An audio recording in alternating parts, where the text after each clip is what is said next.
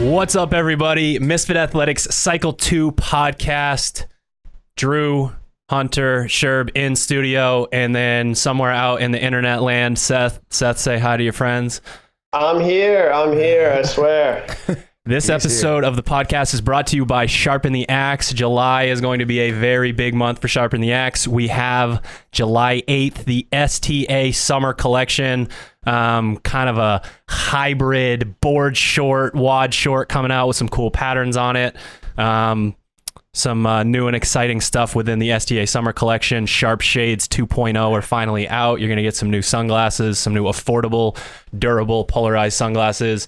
And then the Misfit Athletics Games Collection, July 22nd. Let's go. Lots of shorts, cool shirts, all that good stuff. SharpenTheAxeCo.com. Use the code CYCLE2 for 15% off. We always give you 10. We're going to give you 15, but it's only going to last for 1 week. Damn.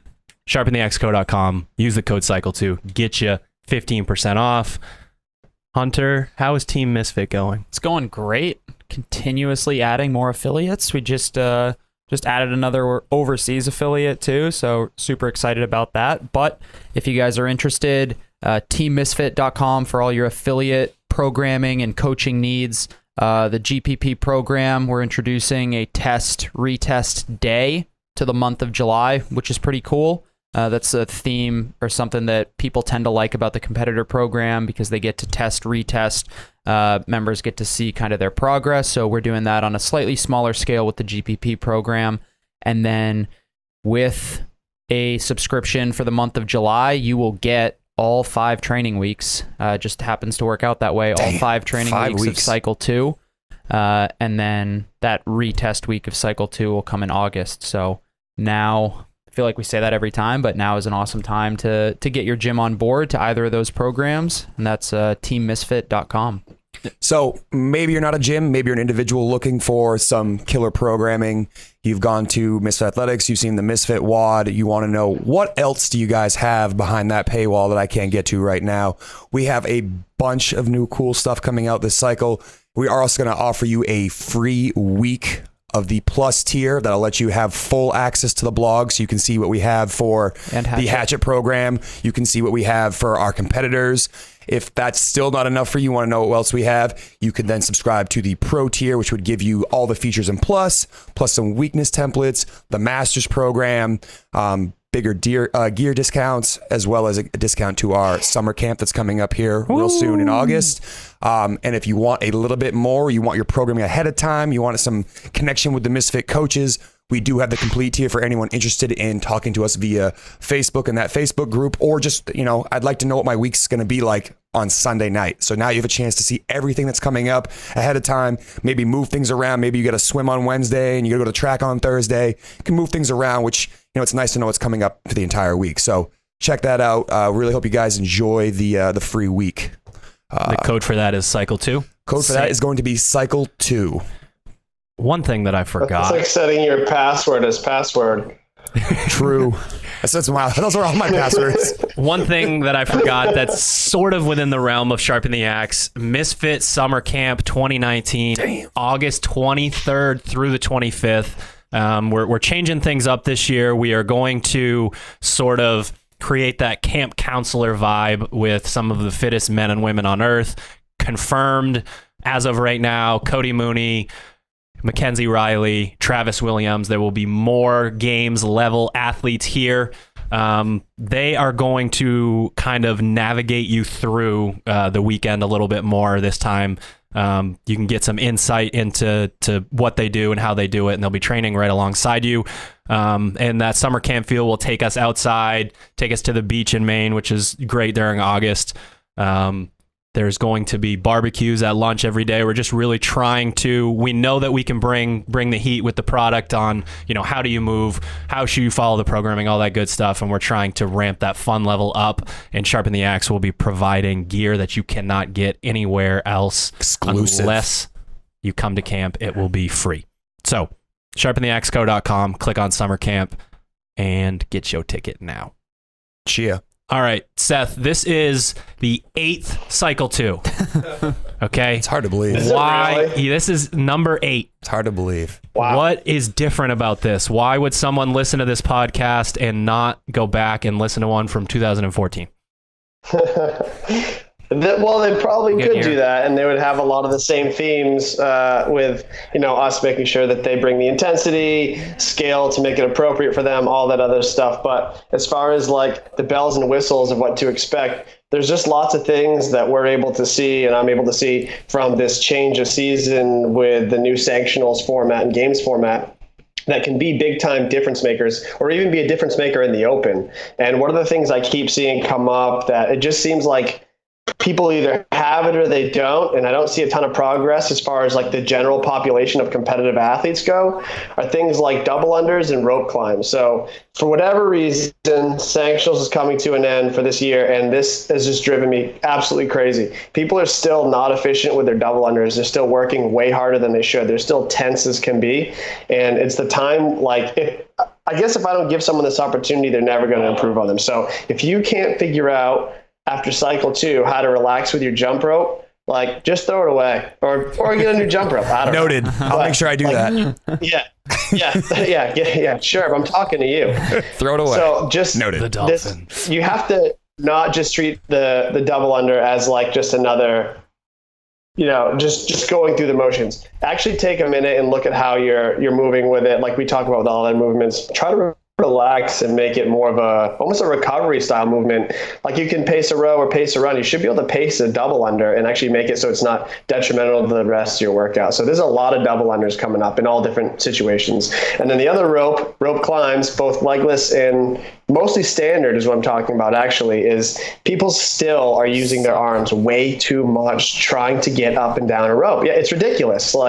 We've made a bunch of videos about it. The only thing I can think of is again, giving athletes the opportunity to have rope climbs every week, if not more than once a week, to actually have some time to practice the skill part of it. Maybe stop giving a shit what your actual time is in the workout and just slow it down and figure out how to get up and down a rope. And it's not just getting up the rope, it's getting down the rope too. People suck at getting down the rope, and it's really simple. And if you just took a couple minutes in practice, the difference you can make on your times in these, even open workouts with double unders or sanctional workouts with double unders, heavy double unders, or rope climbs, legless rope climbs, all that stuff, you could chop off a lot of time just being efficient. It's the type of movement that we're just not paying attention to. So I just hammered cycle 2 with ropes, and that sounds kind of funny. Gonna add to this. Yeah. This is a video on our YouTube of you and I going head to head on 20 rope climbs, and Oh yeah, I would consider myself a little bit fitter than you, but you whooped my ass in it because you were way more efficient going down and up. So And you gave up.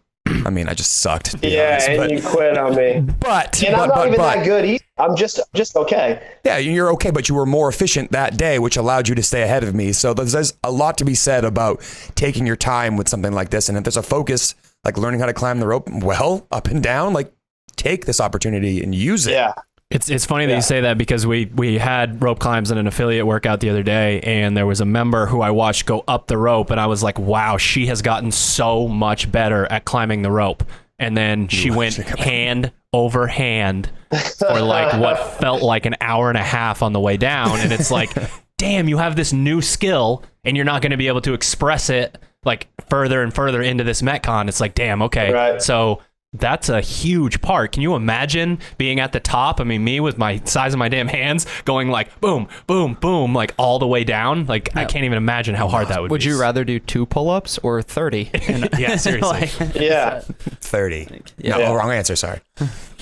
So that's one of the themes. Other things that we won't get into as much detail about, just sprinkling in a lot more strict handstand push-up work, and then handstand walks mixed into more variants of pieces. So you're not just practicing the handstand walk by itself, but just trying to throw it in every scenario we can come up with. But a lot of strict handstand push-ups, just getting that pressing volume in. And then the barbell sets you'll find in intervals and Metcons, they're almost like a tease. So there's a lot of high rep barbell movements with light weights, things like power snatches with 75 pounds, where it doesn't really make sense to go singles, but does it make sense to hold on for 30 reps in a row? It kind of puts you in a situation where you have to think about how you want to break things up, how you want to hold on, what that pace looks like. And then there's some smaller sets with a barbell that are a little heavier, but the workout might be shorter. So again, it tempts you to hold on to the bar because you're not sure that if you do go singles to a certain point, are you giving away too much time with like a real short, like 3-round couplet. So the barbell kind of will present some puzzles for you to try to solve to find out what's most efficient for you as an athlete. I think one thing that's kind of important about that is it's actually a theme for the Masters as well. It's like those it's either a very manageable barbell set or a bigger, lighter set, like you're saying, and the importance of going from one movement to the next, recognizing that there's that transition period, and if it's that lighter barbell that it doesn't make sense to hold on to for a massive set, it's going from the previous movement and just getting a set done of that movement, either whether it's a gymnastics or a barbell movement. And it just kind of relates to that the article you wrote about rest and transitions, like just moving from one, there's that natural rest period between movements, and sometimes if the situation calls for it, you need to get right to work on that next movement because you're going to add an unnecessary rest period to it. Yeah, exactly. And people, I don't think people have quite solved that yet. Like, it should become semi-automatic for better athletes to look at a piece and be able to know themselves well enough to decide whether I need to hold on, I need to break this, I need to go singles, like whatever it is. If that's not, that should just be automatic. You've gone through enough scenarios. If you're at a high level, you should know these things. If you're not paying attention to it, you're just missing out on a chance to capitalize on something that could be thrown right down the middle to you. The strict handstand push-up thing is something where I feel like we throw that PSA out every year about the way that you move, but it's kind of like a microcosm of you working throughout an entire year anyways. Like you need to get close to the wall.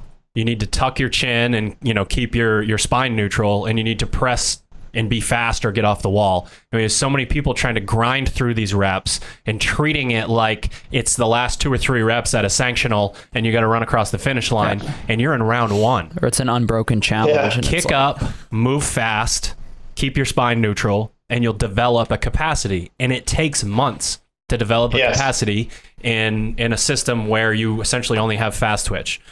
So take the time to do it, and it's going to pop up a bunch, and you're going to have the choice of like, okay, I can continue to grind through these reps, and you can continue to be that person who's insanely fit and you're out on the competition floor standing there doing nothing, not being able to, really show what you're capable of because you didn't take the time to move well throughout cycle 1, 2, 3, and 4. I was just going to say, like, we've talked about it before on the podcast, but something with upper body, like doing pull-ups every single day or every other day, or doing push-ups every other day, or doing strict handstand push-ups every other day, or something that your body can handle. And the demonstration of you not being able to do that at competition is just you showing that you're not prepared and not doing what you're supposed to be doing. And, we did this for a long time where we just said, all right, at the end of the session, let's just do 10 sets of 5 or 10 sets of 3, or I'm going to try to accumulate 50 strict handstand push-ups in as few sets as possible. And maybe you're not at 50, maybe your number is 10, maybe your number is 15, whatever your number is. Don't use that like I can't do 50 or I can't do 25 or I can't do 10 in a row or whatever your number is to say that I'm just not good at this type of thing. Well, neither of us used to be able to do 20 strict handstand push-ups, and we just did the 3x20 unbroken, both of us. Yeah. Because we get close to the wall, keep our spine neutral, and try to move fast. And if we're not moving fast, kick off the wall. I just love the, people are always looking for, hey, what else can I be doing? What else can I be doing? And, a lot of times they go for the sexy movements, the muscle ups, the bar muscle ups, the handstand push-ups. And some of them are going to have a greater effect on your training the rest of the week or the rest of that cycle or whatever. But something with a little bit of extra upper body accessory movement, for me, like doing strict pull-ups one day a week has helped my kipping pull-ups, helped my muscle ups, helped my bar muscle ups. Same goes for strict handstand push-ups. It's going to help your pressing. It's going to help your ability to stabilize weight overhead. There's just so much carryover there. And the fact that you can train it so frequently without too much of a hangover effect of it should be something, if you're not good at them, something you start including basically every other day, in my opinion. Yeah, I just want to add, and kind of piggybacking on what you guys said, you have to look at it like an opportunity. So if you follow the blog like to a T, and the opportunity comes up to work on the strict handstand push-up, and you suck at it, you don't just go through the motions like, oh shit, all right, I got my strict handstand push-up working, whatever. It's the opportunity to get better at the strict handstand push-up. And again, just like you guys were saying, if you're not moving better and actually giving a shit while you're working on it, you won't improve. So if you're in that split position with your legs are aimed in two different directions and you're barely walking them out and you're just trying to get through the reps to tell everyone your score, you might as well have just not done it because you're just hurting yourself. So like, look at it as a real good opportunity to improve on it, and just a bunch of small doses over time will make a huge difference. So yeah, so those are the themes basically overall of the cycle. It's more, CrossFit, functional fitness related stuff. It's just that the things that I see getting in the way of people being successful at competition are the same things, but certain things people are improving on. People are all getting stronger, learning how to cycle a bar better, taking more chances. People are actually running these days, but it doesn't seem like some of the nitty gritty skills, they just feel like they have them and they don't improve on them, but they can make such a big difference. So that's kind of what we're hammering for cycle 2. Anyone want to jump on the strength stuff? Yeah, the strength stuff right now, we are, as people know by now, 8th cycle 2. We're pretty big fans of the back squat as our like main driver for heavy CNS load strength. So you're gonna get your 3 rep max cycle that we've featured the last few years. Those 2 days a week are going to be mandatory. For anybody that hasn't followed that before, we're going to work up to a heavy single, which we really like, around 90%. Please don't try to max out every week. And then you're going to go to triples. Later on in the week, you're going to do speed work, and we put those two together, and you typically come out the other side with a higher 3 rep max. We try to work from 1 rep to 5 rep and then beyond into CrossFit territory as the season goes on. Anybody that's looking to get that kind of extra strength work in there, we have the tried and true back rack walking lunges and Bulgarian split squats. If you're the type of person, this is definitely the type of person that I used to be, like rely a lot on the bounce, like don't have that true like grinded out strength where if you slowed things down, your max would go down by like 400 pounds. These things do so much for that supporting system and those muscles that you're supposed to have that a lot of us don't have, that rely on that like almost front squat style back squat where you get super upright and try to bounce. The unilateral stuff, like almost nothing better bang for your buck wise aside from like back squatting. Yeah, and it teaches you what muscles you don't work. Right. Like when CrossFitters push a sled or do lunges or do whatever, it's like, oh, why do we all have back problems? Because we don't have a back or hamstrings or glutes, posterior chain. So this is going to help a lot. Jump right onto the posterior chain thing. We've got some sumo deadlifts in there. Another way, sort of like the back squat, load up the CNS, but keep it a little bit more safe than pulling heavy deadlifts every week, which is super challenging with all of this other stuff that we have in there. Last but not least, something that I absolutely love is alternating weeks of pause work within the overhead squat and the front squat. We've felt this way for a long time. Those are more expressions of strength than something that can be a true standalone strength program. And so much of that expression of your strength that you create within the back squat and the deadlift and all of your GPP work is positioning.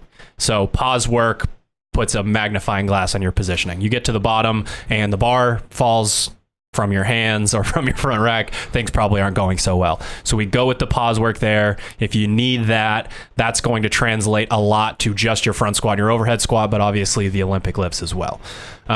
This, as a lot of people know, I'm kind of like running through this stuff right now, so feel free to stop me, guys, if you want to jump in. I actually do want to clarify, because we get this question every single cycle of every year. The back squat, heavy single around 90% of your 1 rep max, and then 5x3 at X% of your 1 rep max. Not of your 3 rep max. Always specify. Always. Yeah. And you guys have done it twice recently. please take your most recent number. Don't take the number from when you were doing the gallon of milk challenge in college and you weighed like 340. Like, that's not your max. Your bones won't like it. Okay, Olympic weightlifting. This cycle is sort of like the cycle one. Like, this is the cycle one of Olympic weightlifting, just in terms of how we do things with the back squat. We really focus in that first cycle about skill, and now we're going old school, good old fashioned triple, double, single. The numbers that we know that everyone's known for a long time make you stronger. We have we really like the warm up stuff that we do within cycle one, so we've moved that into cycle two a little bit more. Something like 4x2 at 60 to 70% with a pause at the knee. We're just making sure that as you're warming up, you're thinking about those positions that you need to be in, because we go 7x1, and if you didn't think about your positions at all and just rip the barbell off the floor and hope that it ends up overhead, like a lot of those memes say that's what the snatch is, it's not going to go so well. Yeah, a lot of times too, people forget, either they go from cycle one, which is essentially all positional work, and then cycle two, where we're pulling completely from the floor, and omit completely any semblance of positional warm-up reps and stuff like that, and then they wonder why their snatch or clean and jerk hasn't gone anywhere. You just spent an entire 6-week cycle focusing on that. Carry that over into the stuff from the floor, and watch it pay off. The weightlifting class I taught on Tuesday here at the gym had a 35-minute warm-up to give you some sort of idea of what you really need to do to find a 1-rep max. Yeah. What should you feel like when you're going through that? Look at this as too, is like taking cycle one and cycle two is putting the whole thing together. Like I know we talked about being positional in cycle one, but really what we're working on is that third pull, learning how to pull yourself under the barbell, which is a huge component that most CrossFitters don't necessarily do all that well. You now have an additional pull now, working on your first and second pull, the pull from the ground and the pull to the knees. You now put that whole picture together in hopes for cycle three, when we start going back to more CrossFit style, can you hit these positions even under fatigue and under cardiac duress? It's essentially putting that whole package together, right? Working pulls 1 and 2 now, in addition to what you learned last cycle, putting it together and hopefully leading to a nice big PR by the end. Right. And anybody that's coming into this cycle that learned really well in cycle one to pull under the barbell, but is still having that issue with pulling from the floor. Like, you're not a natural puller. You pull underneath the bar well, you receive the bar well, but you'd love it if it didn't feel so damn heavy an inch off the ground. We have a non-mandatory day for you guys. You're going to be doing lift-offs, you're going to be doing deadlifts, and then you're going to be doing snatches. So you're going to be going through, like, with heavier weight at the beginning and kind of going down to the power clean or the power snatch. You're gonna get some real pulling volume in there, and pulling volume within the positions. That's the important part. When you go to power snatch and you go to snatch deadlift, do not just let your butt shoot up in the air, hope you might get the bar back to your hip, and then go overhead. Take the time to mix the two concepts together, positioning and improving your pulling.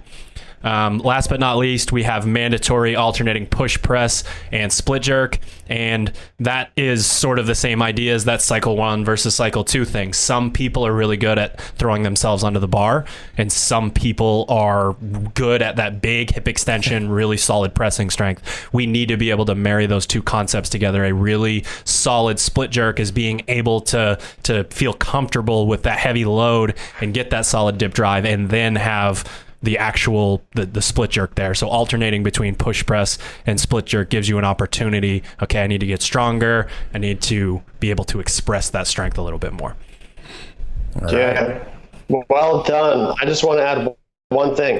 The clean and snatch lift off. I know that we have some content out there on that. The clean lift off and snatch lift off, to me, is like it's like a check-in, because when you pull the bar off the ground to your knee, you should feel that like extreme engagement in the posterior chain that you may actually be missing and not realize it. A lot of people, when you set up on the ground for an Olympic lift, that weight can be a lot more forward in your foot until you get to that position in front of the knee as it starts to shift back. And people sometimes are mistimed in where their weight transfer is, and that clean lift off in front of the knee will show you whether you're in the position to actually have that leverage based on how your glutes feel and hamstring. So to me, that clean liftoff is like a gauge. Am I in the right position? Am I optimal over the bar? Like, is the bar where it needs to be as I lift? And as much as it's a help in engaging the posterior chain for the clean deadlift and then the power snatch after,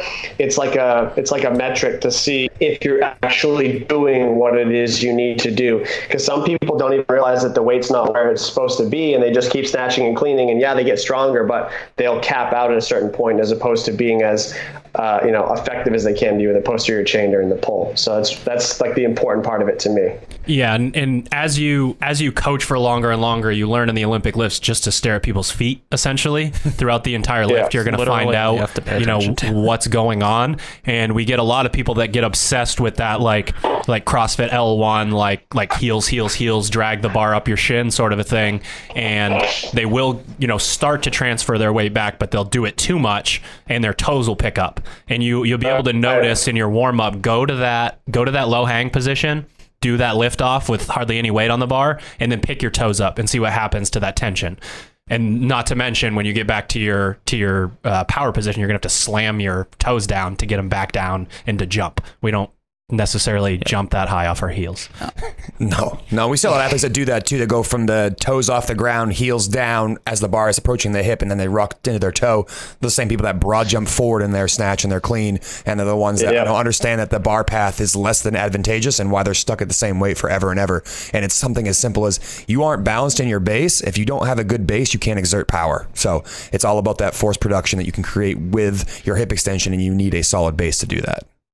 Yeah, that pause and that clean liftoff will tell quite a story at that point, which is like a real pivotal point, obviously, in the lift. So, yeah. Well, what is happening with Metcons and intervals in bitch work? All right, I'll field this. The Metcons and intervals, real straightforward. We talked about the themes that'll be kind of expressed throughout the Metcons and intervals. All the Metcons and all the intervals are all mandatory this cycle. There's 3 Metcons a week and there's 3 intervals a week. Only one day do they overlap each other. It's almost like a Metcon Tuesday. Yay. But the rest of the days, it's one or the other with a bitch work or with something else like that. Not a lot to get into. You guys know the variants that we program, the styles that we have. So that's kind of that for Metcons intervals. Bitch work, however, is a big shift from cycle 1. So we were all focused on expressing the monostructural work against a clock. So we worked for X amount of time, and that was, no matter how far we got, that's what we were doing, or how many calories we got. It's the opposite this time. So now we have distances to cover, we have calories to sprint or finish, we have reps to worry about. So that's what you're going to see a lot of. The week will look a little something like this. You'll have some distance repeats one day, like middle distance. You'll have a long day. You'll have a sprint day, as always. And the sprints are basically from bikes, and both types of bikes this cycle. So as we're learning, and we've known for a while, but other people are starting to learn that are getting the bike erg. The sprint between the bike erg and the assault bike are just 2 completely different animals. And even though you're pedaling a bike in a similar fashion, what it requires from you are completely different. But they're both extremely beneficial to sprint on. So you'll be sprinting on both, hopefully, if you can get your hands on both. And then we have one day that's like a mixed machine or mixed movement. So you might, row and bike in one day. You might do double unders and run in one day. Just 2 kind of mixed monostructural things together, so that you can transition from one to the other and realize that things obviously affect each other. So. And then when we get into the extra now, essentially all of it is non-mandatory. You're going to be making those decisions as you go through with the extra, and when you think of something that is extra, that makes sense. You're trying to figure out, do I need to do the strength work today, or do I need to work on my strict handstand push-ups? Do I need to do a 5K row, or do I want to cop out and do the overhead yoke carry? Yeah. And that's I'm talking about myself specifically. Sherb needs to do his handstand walking. He doesn't need another 5K. But if I tried to give anyone an excuse as to why I shouldn't be rowing a 5K, it's probably just because I don't want to be embarrassed. I was just going to say that the extra stuff in this cycle I thought was kind of unique to years past is that, you know, with the new season, the new schedule, and the fact that you're going to need to be like ready at any time, it almost feels like competitor, like GPP, like you're getting a good dose of everything that might be required at one of these events that, you know, at certain parts of the year, we were kind of ramping up for, you know, regionals or the games because we know there might be a sled or it might be a sled at the games. And now if you want to go compete in one of these sanctionals, you don't know if you're going to have to push a sled, you know, in July, again, and then in September, and again in February. Like, so I think this is kind of a cool thing to add into the programming as like a new layer. Is almost like a competitor GPP is what it feels like to me. Yeah, go ahead. No, go ahead. No, I was just gonna say I really like the kind of the double, like the movement interference that comes in the extra work. So like overhead yoke carry followed by handstand walk, something like that, a dumbbell hang clean, and then chest to bar. There's some obvious like movement interference that's going to make that second movement more challenging. I think that's going to benefit a lot of people Move properly or don't move. Yeah, exactly. That'll definitely exploit some inefficiencies in people's movement. So that's and a lot of them are not for time either. So you're exactly right. The interference is there on purpose, and it kind of gives you a gauge on like if you held on for 20 double dumbbell cleans, like, which is basically just like a jumping bicep curl, essentially. Like, how long does the pump last in my bicep before I dare to jump up and hit a set of 21 chest to bar? Like, what does that do to me? How does that break me down over time? And that's just one example of like the not for times that you'd see on there. Yeah. Where you have to kind of do some learning while you're doing the training at the same time. There's just so many variables in the sport that we come across in. You know, I don't know how many times we've seen like a classic example of someone says, oh, I can do, going back to rope climbs, I can do 3 legless rope climbs in like 25. That's how fast I can cycle them. But then they just had to hang on for 21 hang cleans, and now they have to go do 3 rope climbs. Like, what does that actually do to your grip and your pull? It's completely different, and you can't gauge off of the other stuff. So until you have enough scenarios where, like you said, you've run interference on somebody to give them a situation where they remember, oh, this is just like that, when they can actually draw on that experience and then hit the things that, like you said, no matter when they want to compete during the year, they'll be somewhat prepared and have experience at things that could come up in any functional fitness event at this point. So, yeah. So quickly moving on to the Hatchet program, there isn't a whole lot that we just said that does not apply to the Hatchet program. You're just going through and noticing that the choices are kind of already made for you to create what over the course of 5 days is a well-rounded program.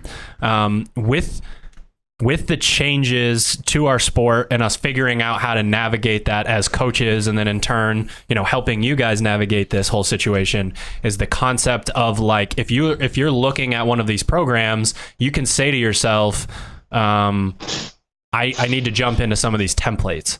Like, that pro subscription is going to give you the opportunity to say, okay, I just listened to the podcast, this is lining up for me, but I have this competition coming up, or I'm not as worried about the open and I really need to focus on X, Y, or Z.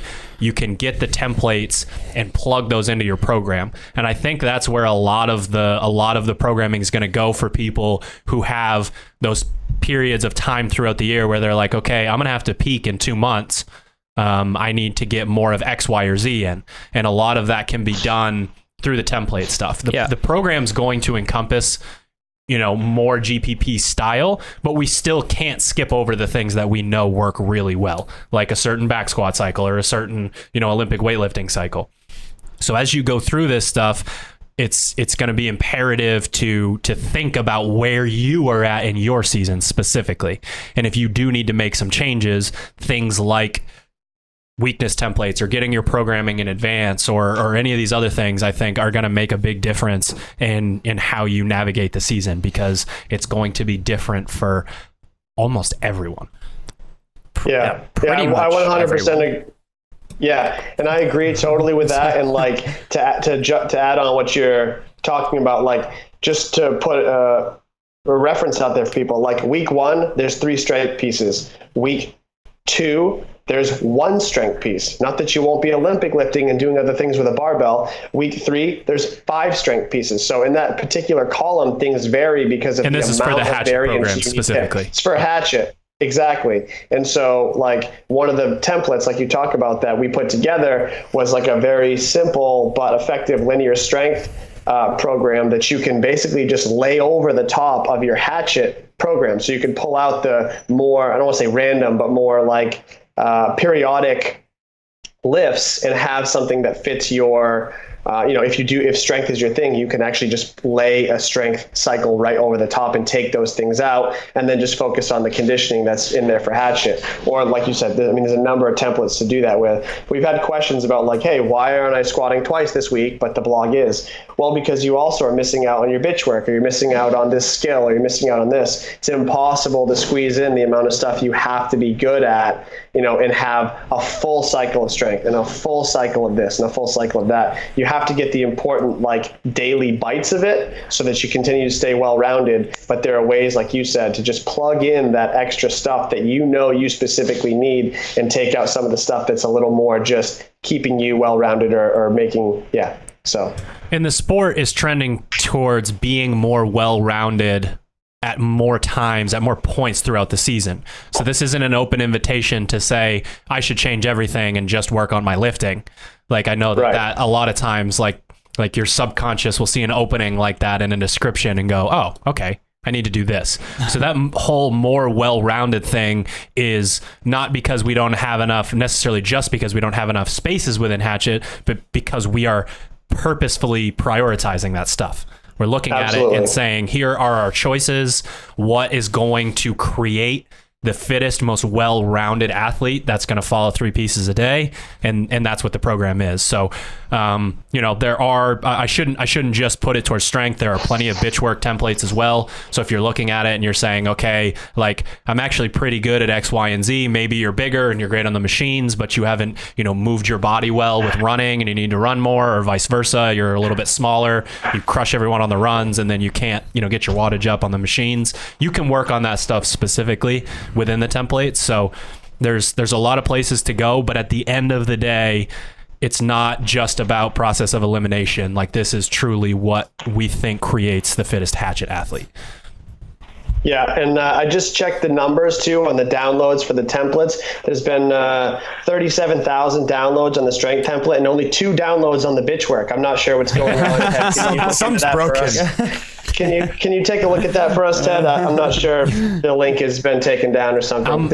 I'm telling you guys right now that like I feel like the assault bike is that like scary machine in the corner that like I'm trying to think of maybe like Home Alone, the heater in the basement, like that sort of shit. Like for me, it's convenient because it's in my house and I know that I can ruin myself in, I don't know, 30 short seconds. order. Yeah, really fast. Like everyone can get better at that machine and it loses some of its power over you mentally, not physically. Like Hunter and I had one day where we each kept looking at each other and going, how is it still getting worse? How do I feel worse than I did while I was riding it? But like your attitude towards it changes. You have that like, instead of like, I never want to get on this thing again, you're laughing while you're going too fast, knowing that you're about to break yourself. like it does get better. I'm in danger. Exactly. So you can assault bike, rower, skier, running, all of that stuff. It's no different than what Seth's talking about with the ropes. You can get better at that stuff. Part of it's desensitizing yourself to the whole concept that it's the worst thing in the world, and the other part is just 10,000 hours. Put your reps in, get your shit done, and it'll get easier. I mean, I just think of that machine as being the best bang for your buck. If you have like 5 minutes, all day, all you have is 5 minutes to go exercise. You go there and you do like a minute on, 2 minutes off, 1 minute on, and then you're done for the entire day. If you are, but I promised my wife that I would be done one time in 20 minutes, and then I think I cried in the shower for like 45 minutes after. Yeah, no, I had an anniversary dinner I was supposed to go to. I'll be off the bike in 5 minutes. I'll be off the bike soon. I won't be able to speak for at least an hour. Yeah, that Ace Ventura meme with the spears in the legs is exactly how I feel about it. Yeah, it's true. The one from the Nature Calls when, oh my God, it exactly feels like there's 2 spears in my quads. If you guys haven't watched the bitch work with Cody at CrossFit Solace on our YouTube channel, it is so funny because like we sent Ted with like instructions, like don't let him pull up early, like, and the time, having it be time instead of calories helped a lot with that. He couldn't ghost ride because there was no, your score is just what you put in there. And he kept yelling about how he had compartment syndrome and like, it was so good. I texted him and was like, hey, thanks for doing that video. And he was just like, I hurt myself for you, buddy. I put the like next progression of on his sheet and he goes, I don't think I can do that again. I actually texted him after that because it was 25 seconds the day he did with Kenny, and then the 35 was the next one, and I sent him my scores and he goes, no thanks, I don't want to feel like that ever again. So there's that. All right, well, Seth, do you want to touch on Misfit WOD at all? Not that it's changed significantly. It kind of has. I know we talked a little bit about injecting some more Metcons rather than kind of the lifting. Did you want to hit on that at all? Yeah. Just real quick, it's just I'm just trying to make it sexier than ever. I just want people to get excited about that one and done for those that are not going to spend 90 minutes to 4 hours in the gym every day. It is still a good mix of GPP fitness, a one-a-day thing. You still have some lifts, but the lifts will almost always have a time component or some sort of breathing component. There's a lot less just like 3-rep max back squat. Like there's maybe some of that, but there's a lot less of that. There's just more conditioning, more variants, more like couplets and triplets. And it's honestly, when I think about the pieces that I want to put in there, it's a lot more fun writing those pieces because it is training, but you get to write them almost like it's a competition because people care the most about their scores for those pieces. Yeah. So I just keep it in mind, like it is the highlight to a lot of people's day, a lot of people's training day. It becomes the low light after they do the piece, but like for a moment they get excited about it. And just trying to make them hard, challenging, fun, mix up the scale, just a little bit of everything for everyone. And I think it came out better this time than last time, and we'll just keep on making it better. Sick. Is that it? Did we do it? Sick. That's it. Do it. There will be a separate age group Masters podcast. So Masters, don't think we forgot about you. We're just going to more teens. Do that separately. Masters and teens. Now I'm done. All right. That was the Cycle 2 podcast from Misfit Athletics. Thank you for listening. Like, subscribe, comment, do all the things that you can do. Let us know what you think of the podcast. Just a reminder, all of our podcasts are now under the Misfit Podcast umbrella. The Cycle Podcast that you just listened to, the Unprepared Podcast, the Misfit Project is back. All of that stuff is showing up under the Misfit Podcast, just in case you're watching this on YouTube and want to know where to get our more standard podcasts. I think we did it. We did it. Thanks for watching. Good luck, guys. We'll see you next time. See ya.